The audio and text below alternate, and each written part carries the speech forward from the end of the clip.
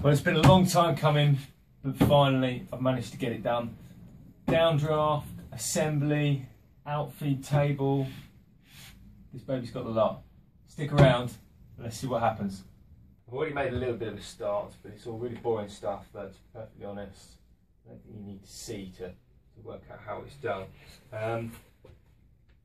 This is pretty much as the trolley came, with this chipboard top just bolted on. So I've taken that off, and because of these parts that create the sort of structure for the trolley, I've really only got this much space to make a box, but I'm going to use all of the space. So what I've done is just used some scrap, cut these to size to fit within the centre section, and I've marked out the point where my extractor hose will connect in there, and I've put it on the back side because on the front side here I've got this timber. The plan is to make the whole top usable space, but to get to this area I've got to raise it up. So to raise it up again, I just found some more scrap and I've cut it just like a picture frame to go around the edge, and then the whole lot's going to be capped off with a piece of, and for those of you in Australia, bear with me, 3/4 inch birch ply. I'm sure there are other alternatives, but I've got some, and I want it to be strong and stable, even though I'm going to basically perforate the top with lots of holes. So the next step is going to be to drill the hole where my extraction port's going to go. The problem I've got is my largest Forstner is 4mm diameter, smaller than the hole I need.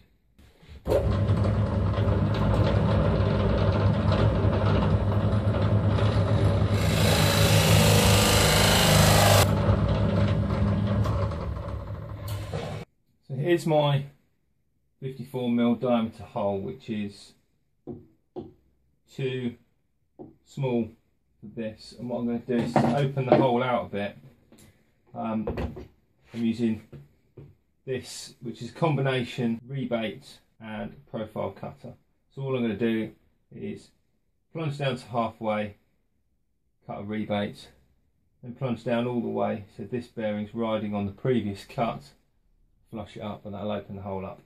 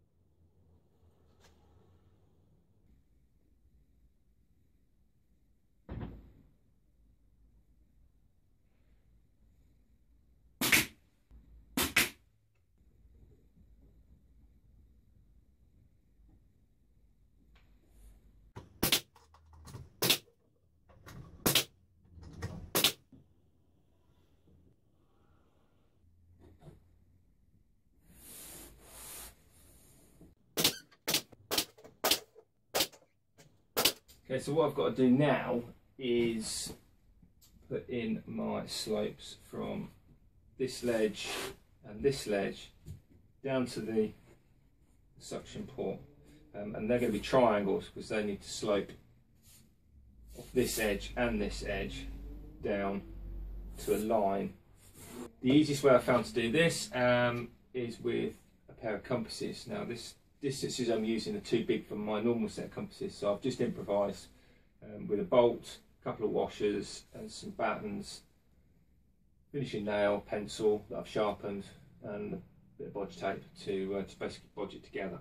I've marked the third tip of my triangle. Obviously I've got one here, the other one's down here. To use the compasses, and from the one point to this corner, set those, and then to transfer that to this board. And all that does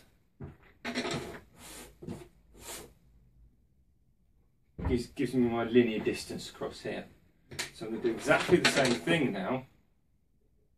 This point down into this point.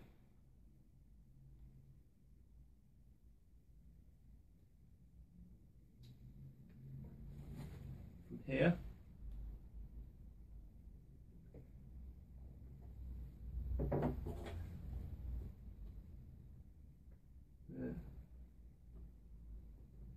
To there. Now I'm fairly confident that this is square, but even if it's off at an angle, it really doesn't matter. So what I'm going to do now is I'm going to go back up to this corner and readjust to basically confirm the distance of the hypotenuse, and that should match up on here fairly closely, which it does basically exactly. So all I need to do now, just with a straight button, is join those 2 points. I'll cut that off and that'll fit in that side.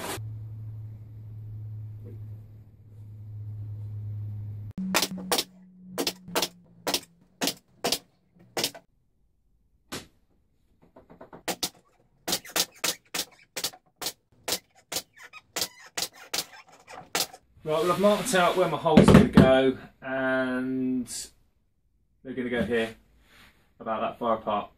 I'm going to use 20mm force and a bit, another one of these Colt rotor stop ones. But before I drill through, I'm going to take this off, which is now fairly well stuck on because of the silicone, it would appear. That's not good. This is going to be a problem. I'm going to put the old top on, old side up, and I can trash that rather than the chipping out the bottom of these holes.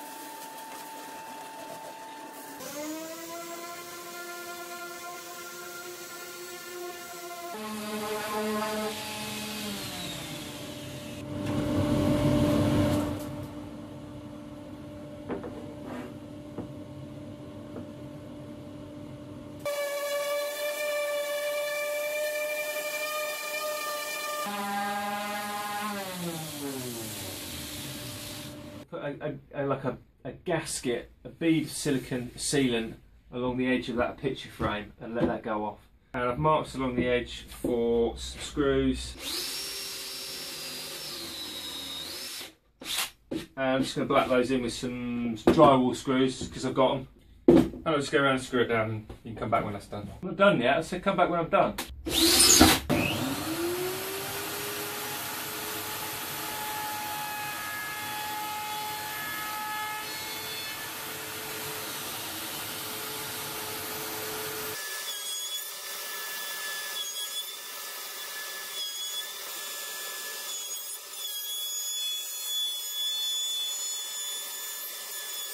I'm not going to go crazy, just 120 and then I'm going to give it a varnish top.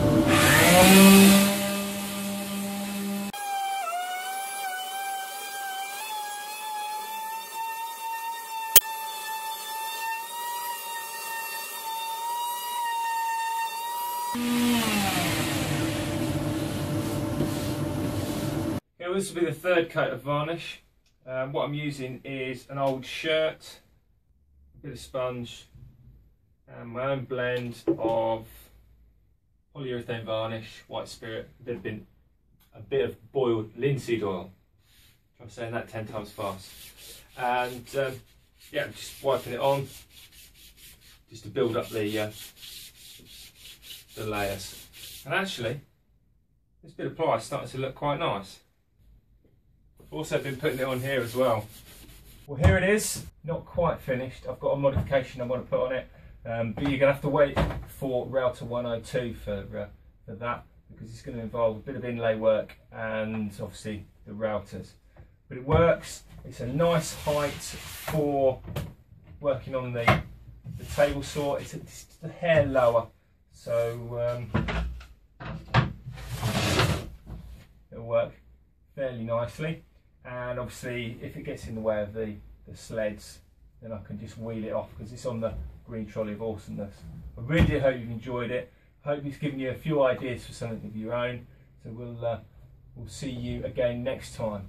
It probably won't be next week because I'm away to Crete for a week and I won't be doing any woodworking, that's for sure. I will try and get one out before I go and then have it posted ready to view next Friday.